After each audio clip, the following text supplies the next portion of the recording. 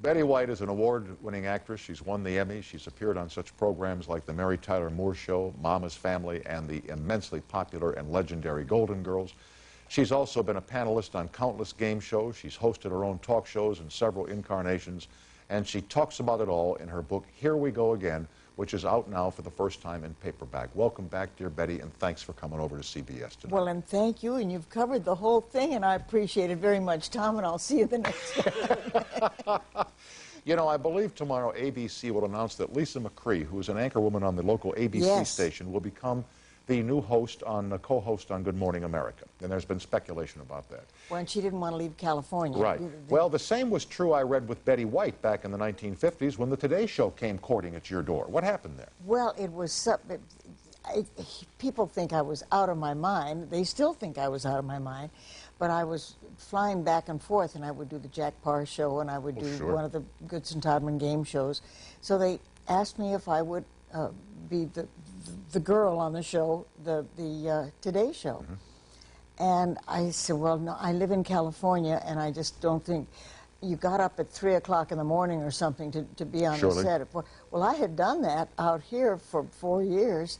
But that didn't bother me. I mean, that was easy. It was the moving to the east, to the right coast. Your whole life was here in California, your family, your friends, and everything, Well, I went to a meeting, a couple of meetings with them, and did you ever see a grown agent cry?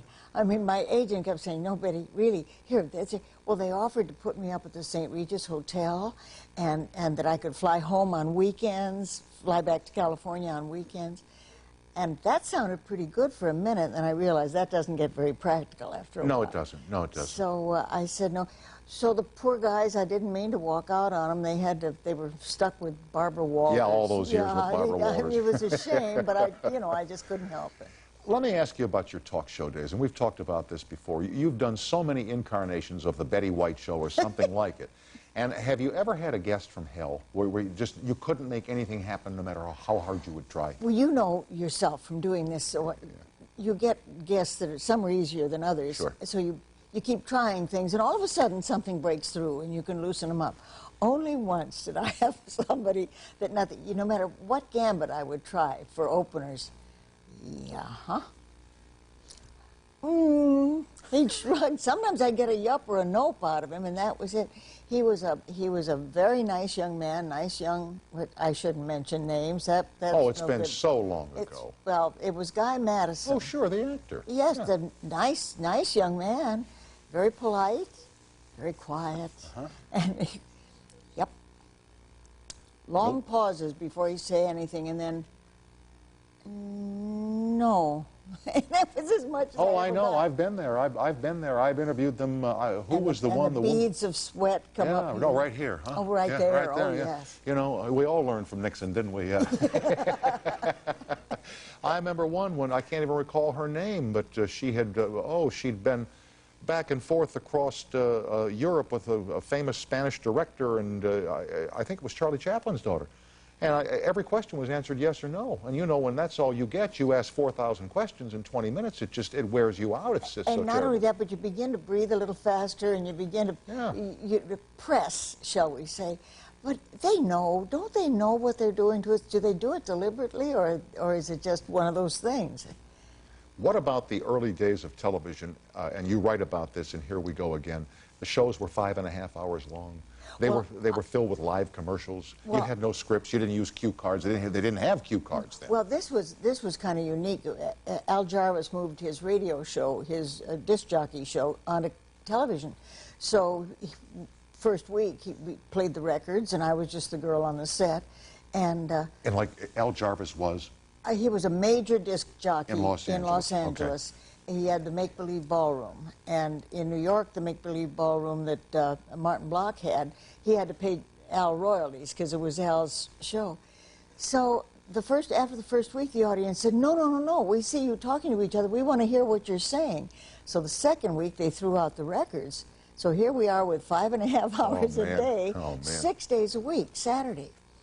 And it was, but we were always running late. We were, no matter how many, we'd get to 5 o'clock. We went off the air at 5:30. We'd get to 5 o'clock. Oh, my, we'd still have 7 commercials to do. We've just got to get going here. And what were some of the commercials? Oh, well, that was back in the days. You couldn't just shove a cassette in, you know, and play a tape. No, that you didn't did it right exist. out. You held up the product, or So, well, and we had a pact you couldn't read copy. I mean, that was cheating. So you'd glance at it while he was talking. I'd be glancing at what the thing, and then I'd ad-lib it, and you'd hope you got most of it right. And in ad-libbing, it would stretch a little, so the commercials, instead of being, you know, 1 minute commercials, they went 2, 3 minutes. Sure, and the sponsors didn't complain at all, Oh, did they? they No. loved it. Yeah. Then we graduated into where the pitchmen would come around, and they'd go around to the various stations during the day. There was Martin Gilbert would come in with his magically priced sewing machine for $19.95. Well, you had about as much chance of buying that machine for $19.95 as a snowball in hell, because you just, oh, well, we do have a good one at $69.95, which you'll like even better. Well, we had one back in Atlanta when I worked there called the Columbia Sewing Machine. And you're right, it was $19.95 for the sewing machine. Then the bobbin was $29.95, and the stitcher was $39. But by the time you got through, you sold $199.95 with the sewing machine. Absolutely. And they didn't complain. They bought Not it. at all. Then we had this other nice man who would come in and throw dirt all over our carpets, and then his vacuum, magically priced, low-priced vacuum. Couldn't buy that either. You had to buy the more expensive one. Oh, and there was the Lou Slicer. He even changed his name. Lou Slicer. You know, one of these the magic slicers. Like a mandolin. Oh, you cut cucumbers, and they move so fast. Well, of course, the people would buy it, and they'd just massacre their fingers. Yeah. I mean, they'd say, "We're going to sue," you know. Those were the days, huh? They were fun, though. We are with dear Betty White. Her book is out in paperback. It's called Here We Go Again. The toll-free is up and running at 800-952-2788. Back with Betty and you as time permits after this short time out.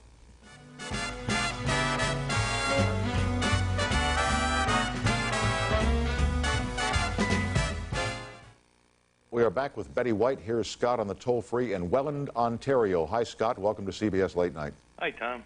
Hi, Scott. Betty. Hi, Scott. Yeah, if the Mary Tyler Moore Show was aired today, do you think it would have great success? Well, it seems to be doing that, Scott. It's on the late night, you know, the Nick at reruns. Night or whatever. Yeah, Nick at Night. But I think what Scott means is if it came on the air for the first time today, with the way television has changed and how they've you know, kicked everything up a notch in terms of graphics, in terms of violence, in terms of action, how would the Mary Tyler Moore Show do if it came on for its first season this coming September? It didn't do too well its first season then. Yeah. It didn't take off running, but now it would be canceled in the first 4 or 5 weeks. Yeah, I think that's what you mean, isn't it, Scott? Exactly. Yeah. But don't forget, art imitates life. Life doesn't imitate art. And it's not the shows that have changed as much as the audience that's changed. And they're giving us what we seem to thrive on. The medium itself hasn't changed that much. You and Alan were great friends with Grant Tinker and Mary Tyler Moore when they were married. No, not Alan and Grant. Grant and Mary, and Alan and I were married. What did I say? No, it came out like Alan and Grant were married. No. You and Alan were married, and Grant Tinker was married to Mary Tyler Moore. Got it. I'm not trying to start any kind of trouble here tonight, believe me. What was Mary's feeling when the show went on the air? How did she see it going? She loved it, but they knew something was wrong in the beginning. It just didn't quite gel. And oddly enough, it was little Lisa Gerritsen was the young girl on it.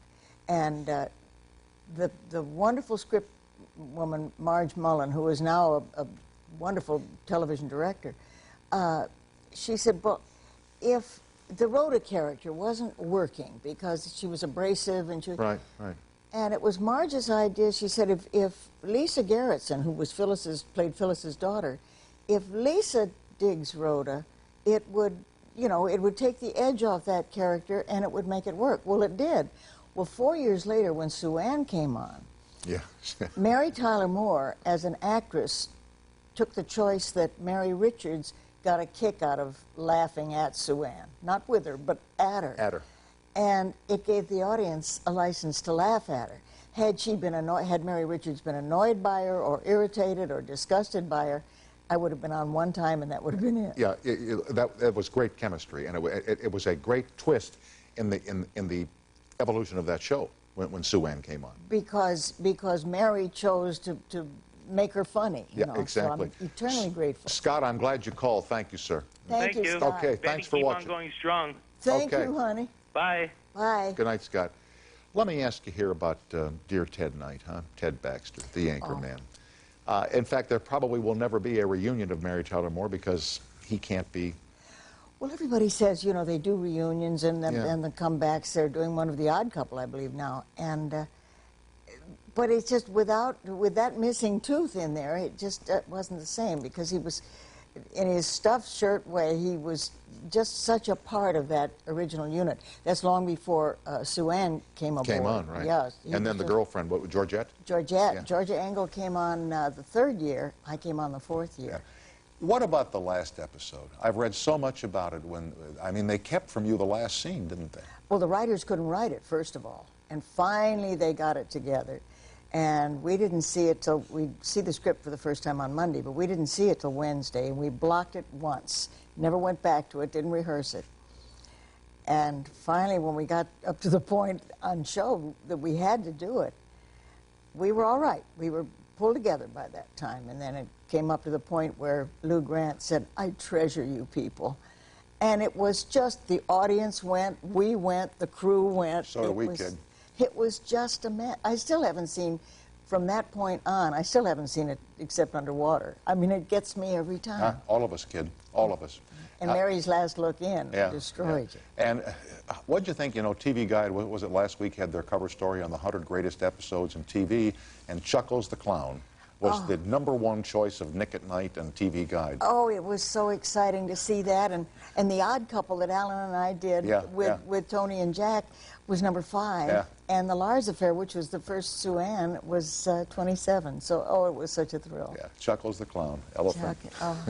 Chuckles is dead. A little song, a little dance, a little seltzer down your pants. If my jokes don't tickle you, I'll do a little shtickle. I'll do anything. We will continue with Dear Betty White. Here We Go Again is out now in paperback, and we'll be right back in living color after this break.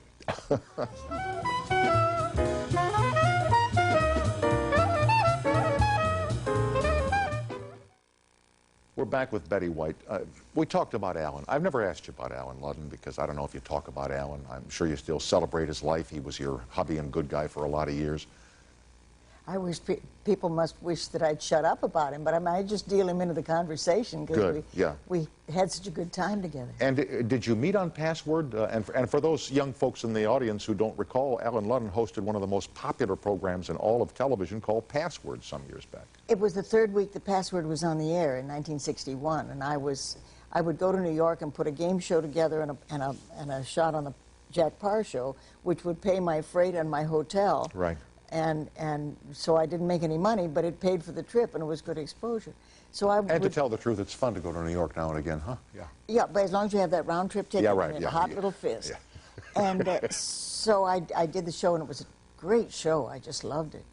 And we liked each other. He'd seen me on the Parr show, and I had seen him on the GE College Bowl, so we felt like we knew each other, but I just never even thought of him being anything but a married man. I found out months later, his wife died the week that I did that first show. So later that summer, our agents booked us into summer stock with, much later that summer, with Critics' Choice up in Cape Cod and on up into Skowhegan, Maine. Well, your grandmother would look pretty attractive up there, you know, in that kind of country and stuff. So pretty soon it was, you know, instead of put yourself down. You're a good-looking babe. But he went up there and he brought the 3 kids and the 2 poodle puppies.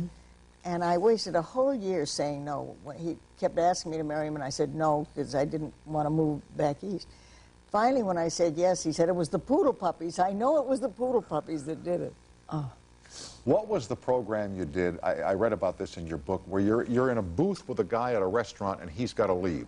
Oh, he doesn't have to leave, except to save our necks. It was Life with Elizabeth. We were on the live situation comedy. Live situation comedy, and we were doing it at the theater in Beverly Hills, the Music Hall Theater, and we were on stage, and we had a live audience in the studio, in the theater, as well as at home, and I was still doing this 5.5-hour, 6-day-a-week show, so we'd drive over and we'd rehearse it one evening, and then the next evening we'd shoot it. I mean, so we didn't really, we weren't what you might call solid on our lines. Gotcha. And sometimes you'd see the other one's eyes waver, so one or the other would pull us back to the thing. Well, this one night we were doing this restaurant. This is a 1-minute cue to you. One restaurant in the little booth, and I looked up and nobody was home on either side. So Del got up and he said, "Excuse me, I'll be right back." And he ran off stage to look at the script. And I'm left alone all by with yourself, America. yeah. I build walls of the sugar cubes and get the salt and peppers dancing. I was kind of sorry to see him come back. I had my own little thing going. It's been a joy to see you again. Thanks for everything that you've done to make us happy and make us laugh and make us cry, kid. Oh, Tom, I always enjoy being with you. Okay, I'll hope to see you soon, and thanks for coming over. Thank you. My pleasure. Betty White is the guest. Her book is out in paperback, and if you want to hear the story of a trooper and one of the great broadcasters of our time, take a look at Here We Go Again. Damn, I wish I'd have thought of that title. We'll be right back after this break to tell you about tomorrow night. Thank you for being a friend. Travel down the road and back again. You know how you can tell that Betty White is a pro? I've sat in a chair like this for, 20, 25 years on radio and television nationwide, and most women who come to a TV studio or radio studio bring their purse with them and put it on the table next to their chair. When Betty White walked in the studio, she threw her purse with whatever's in there, money, credit, just threw it on the floor behind a chair, came up here, did the show, walked out, because she knows in a TV studio, your purse is safe. You know, this is the one place in the world where nothing is stolen except bad lines and crummy jokes, which I think I'm a master at. What does that mean? 15. 15. Tomorrow night, Charlton Heston promises to be here. Never look for bargains in health care or parachutes. Back tomorrow night. Same time, same station. Good night, everybody.